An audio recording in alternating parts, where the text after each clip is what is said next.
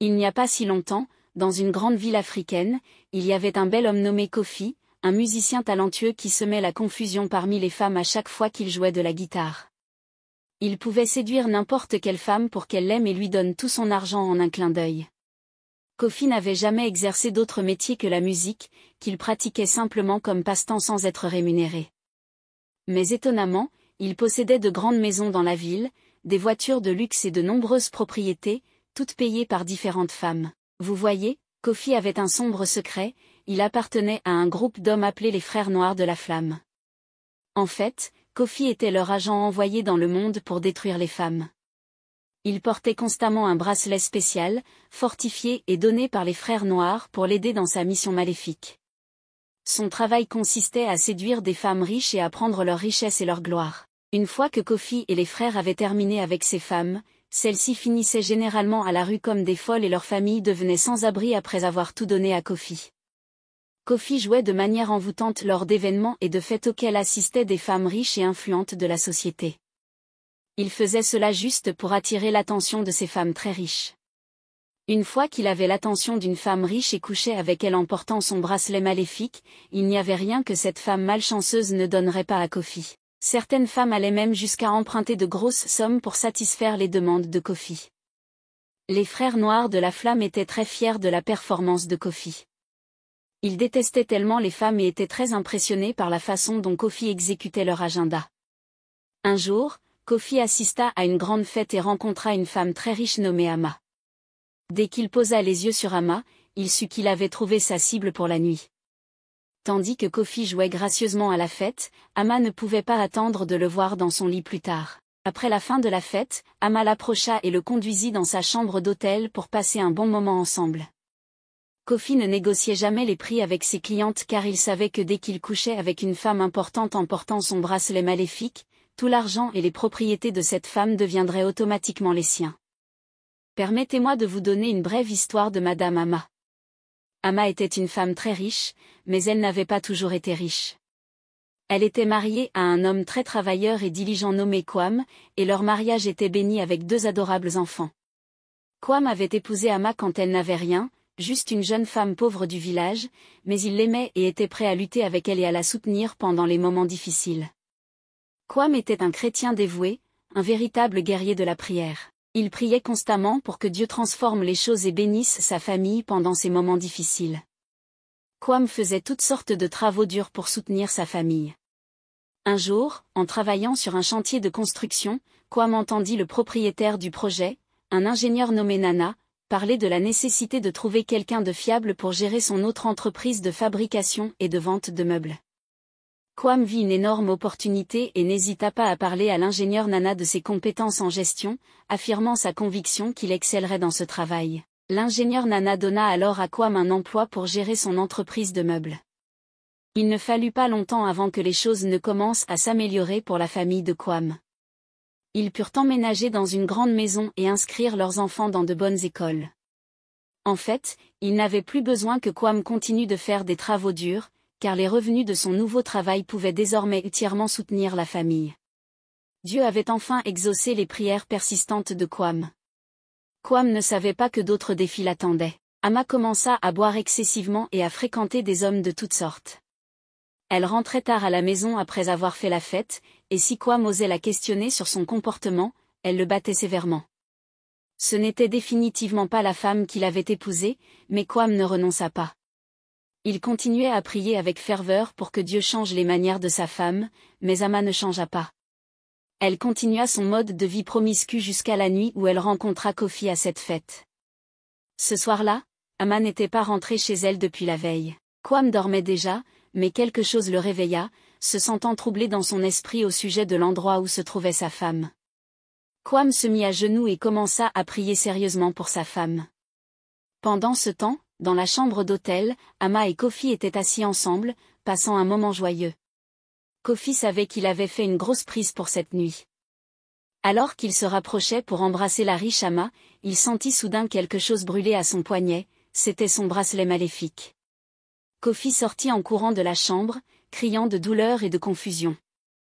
Plus tard dans la nuit, les Frères Noirs de la Flamme se réunirent à leur lieu de rencontre habituel.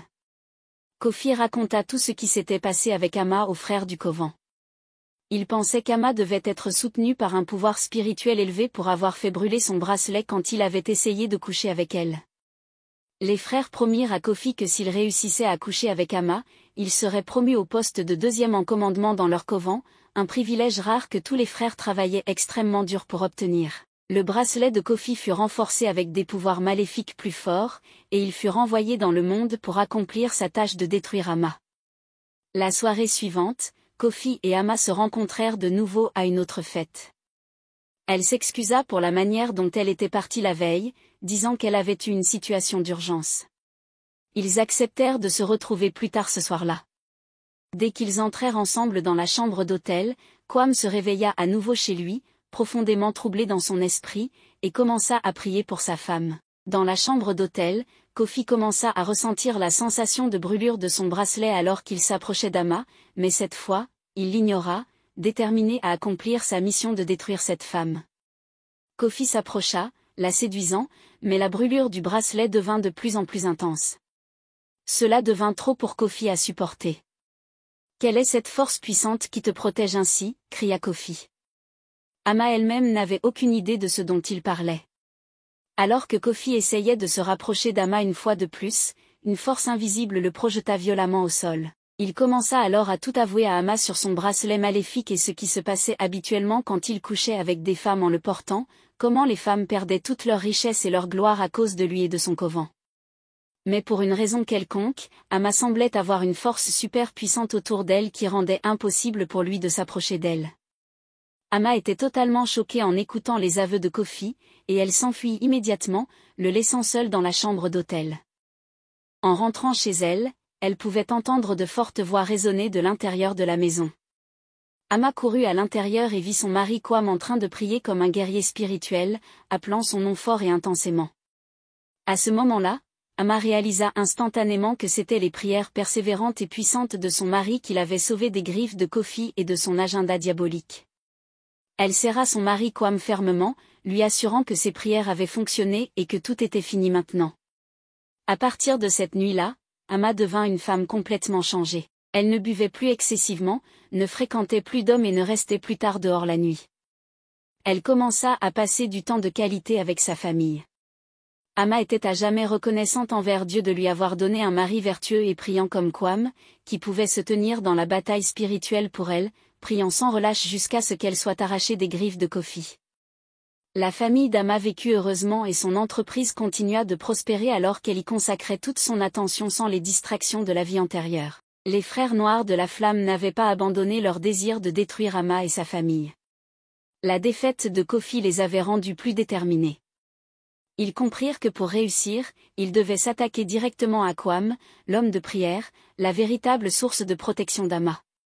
Une nuit, alors que Kwam priait à genoux dans leur maison, il eut une vision. Il vit un grand feu autour de sa maison, une flamme noire qui tentait de s'infiltrer à l'intérieur. Kwam se réveilla en sueur, comprenant immédiatement que les frères noirs de la flamme préparaient quelque chose de sinistre. Il sut qu'il devait intensifier ses prières et protéger sa famille encore plus fermement. Le lendemain matin, Kwam appela son pasteur et quelques membres de l'église pour venir prier avec lui. Ils décidèrent d'organiser une veillée de prière continue dans la maison de Kwam pendant une semaine entière. Tous les jours, des chants de louanges et des prières s'élevaient de la maison, créant une barrière spirituelle contre toute attaque maléfique. Pendant ce temps, les frères noirs de la flamme se réunirent dans leur lieu secret. Ils décidèrent d'envoyer leur plus puissant sorcier, un homme nommé Bantu, pour affronter Kwam. Bantu était connu pour ses rituels puissants et ses sombres incantations. Cependant, il sous-estima la puissance de la prière et de la foi de Kwam. La nuit où Bantu fut envoyé pour attaquer Kwam, quelque chose d'extraordinaire se produisit. Alors que Bantu lançait ses sorts, il sentit une force invisible le repousser. Les prières intenses de Kwam et de sa communauté d'église créèrent une forteresse spirituelle que même Bantu ne pouvait pénétrer. Bantu fut projeté au sol, ressentant une douleur intense chaque fois qu'il tentait de continuer ses incantations. Il finit par s'enfuir, effrayé et vaincu. Cette défaite fut un coup dur pour les frères noirs de la flamme. Ils comprirent que la foi et la prière de Kwam étaient des forces qu'ils ne pouvaient pas surmonter. Ils décidèrent de cesser leur tentative de détruire Ama et sa famille, reconnaissant leur impuissance face à une telle force spirituelle. Avec le départ des frères noirs de la flamme, la famille de Kwame prospéra encore plus. Amma devint une fervente croyante, rejoignant son mari dans les prières quotidiennes. Elle utilisa son expérience pour témoigner aux autres femmes, les mettant en garde contre les pièges du monde et les encourageant à chercher la protection et la guidance de Dieu. Leur maison devint un refuge pour beaucoup, un lieu où les gens venaient chercher conseil et prière. La transformation d'Amma et le courage de Kwame inspirèrent de nombreuses familles à renforcer leur foi et à se tourner vers Dieu pour obtenir aide et protection. La famille de Kwame continua de prospérer, non seulement matériellement, mais spirituellement, devenant une lumière dans leur communauté et au-delà. Leur histoire devint un témoignage vivant de la puissance de la prière et de la protection divine.